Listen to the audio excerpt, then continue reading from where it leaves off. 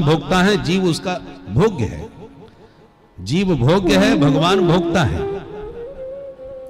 तो हम सब आपकी भोग्य हैं, आप हमारे भोक्ता हैं। हम भक्त बन करके आपके चरणों में उपस्थित हैं। जब भोजन के लिए हम लोग बैठते हैं तो थाली चरणों में रखी जाती है, परोस करके। पुराने जमाने में तो ऐसे ही बैठते थे ना, और चरणों में थाली परोस के रखी जाती थी।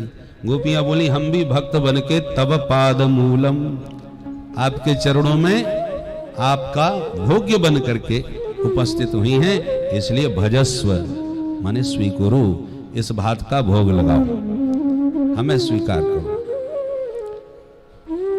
पर कुछ लोगों की स्थिति ऐसी होती है, आप किसी के घर गए, बड़े संकोची स्वभाव के, थके हारे घर पहुंचे मेहमान बन करके, बड़ा स्वागत सत्कार किया, अतिथि देवो भव। शाम को भोजन तैयार, बोले आइए साहब प्रसाद पा लीजिए। अब भूख भी लग रही है, इच्छा भी है, फिर भी कह रहे नहीं साहब अभी अभी घर से भोजन प्रसाद पाके ही निकले थे, इसलिए इच्छा बिल्कुल नहीं, आप पाइए। अरे साहब ऐसे कैसे हो सकता है, आप हमारे मेहमान हैं, घर से कब के चले हैं, अब तो भूख लगी आई होगी। बोले नहीं, कुछ लेके चले थे, रास्ते में पा लिया था। अब इच्छा होते हुए भी मना कर रहे हैं। 2-4 बार और दुराग्रह किया, और जब बार बार एकदम मना करने लगे तो फिर गृह मालिक ने कहा तो ठीक है, आप विश्राम करें, हम प्रसाद पाते हैं।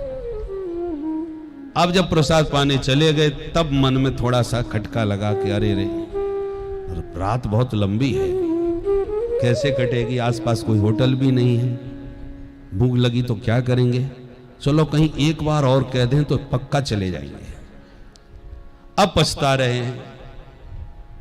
तो एक कहावत है, जाने करी शर्म बाके फूटे करम।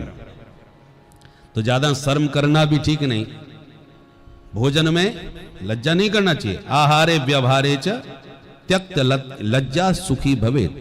आहार और व्यवहार में लाज त्याग दो, इसी में सुख आनंद है। और जो ज्यादा लज्जाते शर्माते हैं वो पछताते हैं। तो गोपियां कहती हैं कि हमें पता है कि आपको भी भूख लगी है, और हम बढ़िया भात लेके तुम्हारे सामने आई हैं, फिर भी हे दुर्वग्रह, अरे हटीले, भूख होने पर भी इस भात को ठुकरा रहे हो, भोग स्वीकार नहीं कर रहे।